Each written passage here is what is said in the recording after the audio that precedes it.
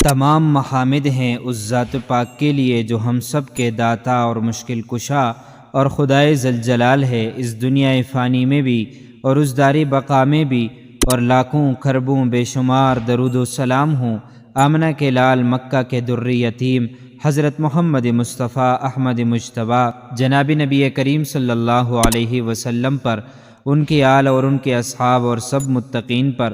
پیارے بھائیوں، میری ماؤں اور بہنوں، آج کی ویڈیو میں ہم آپ کو شوال کے 6 روزوں کی فضیلت اور احکام بتائیں گے۔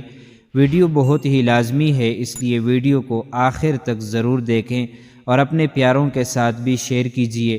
ویڈیو شروع کرنے سے پہلے آپ سے چھوٹی سی درخواست ہے کہ ویڈیو کو لائک شیئر کیجیے، کمنٹ میں اپنی رائے کا اظہار کیجیے، اور اگر چینل پر پہلی بار حاضری ہوئی ہے تو چینل کو سبسکرائب کر کے بیل کے آئیکن پر کلک کریں۔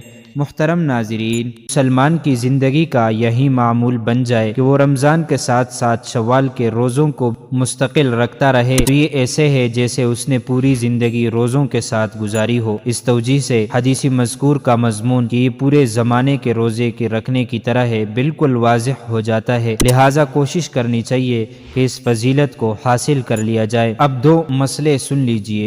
نمبر 1، اگر کسی کے ذمے رمضان کے روزے ہوں تو احتیاط کا تقاضا یہ ہے کہ پہلے ان روزوں کی قضا کی جائے، بعد میں شوال کے بقیہ دنوں میں ان 6 روزوں کو رکھا جائے۔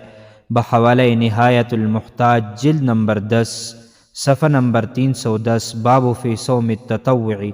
نمبر 2، شوال کے یہ 6 روزے عید کے فوراً بعد رکھنا ضروری نہیں، بلکہ عید کے دن کے بعد جب بھی چاہے رکھ سکتے ہیں، بس اس بات کا اہتمام کر لیا جائے کہ ان 6 روزوں کی تعداد شوال میں مکمل ہو جانی چاہیے۔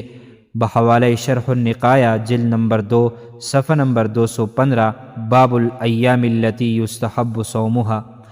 معزز ناظرین و سامعین، یہ تھی ہماری آج کی ویڈیو۔ ہم پر امید ہیں کہ آپ کو ہماری آج والی ویڈیو پسند آئی ہوگی۔ اس طرح کی مزید معلومات کے لیے امانت خدا اور نبی یوٹیوب چینل کو سبسکرائب کیجیے۔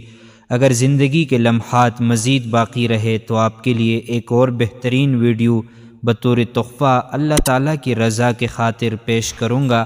تب تک کے لیے مجھے دیجیے اجازت۔ اللہ تعالیٰ سے دعا ہے کہ اللہ تعالیٰ ہمیں رمضان کے صدقے معاف فرمائے۔